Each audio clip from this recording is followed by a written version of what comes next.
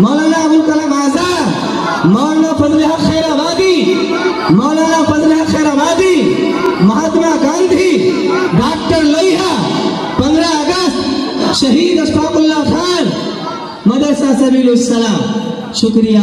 हमारे बुजुर्गों ने ये सोचा हम उस मुल्क में रहे जो मुल्क जन्नत कुशा है, हम उस मुल्क में रहे जो मुल्क जिस मुल्क में मुख्तलिफ बोलियों के बोलने वाले लोग मौजूद हैं, उस मुल्क में रहे जहाँ पर मुख्तलिफ मजहबों के मानने वाले लोग मौजूद हैं, उस मुल्क में हम और तमाम लोग कब्जे में रहे, कैद में रहे, ये गवारा नहीं हो सकता।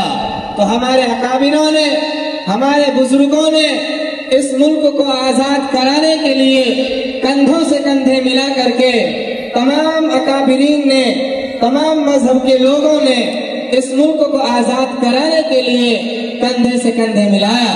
अब हमारी ये जिम्मेदारी बनती है, मैं कहना चाहता हूँ तमाम तलबा से,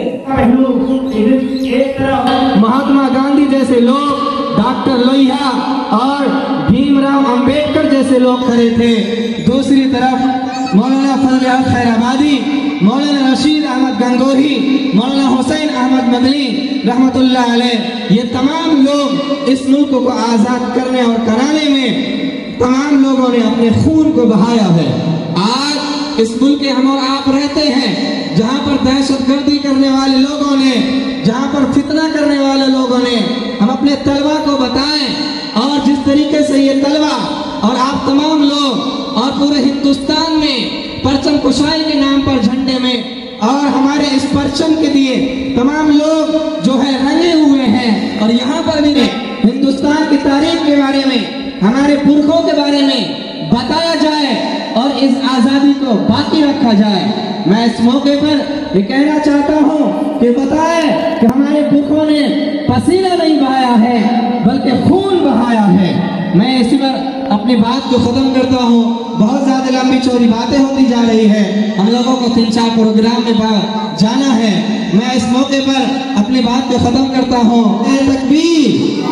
15 अगस्त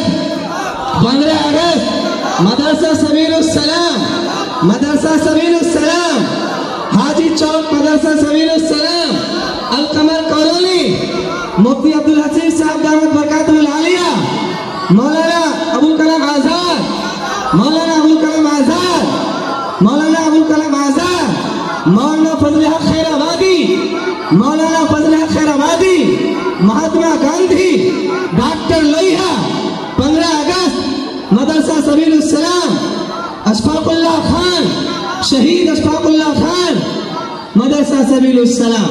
शुक्रिया।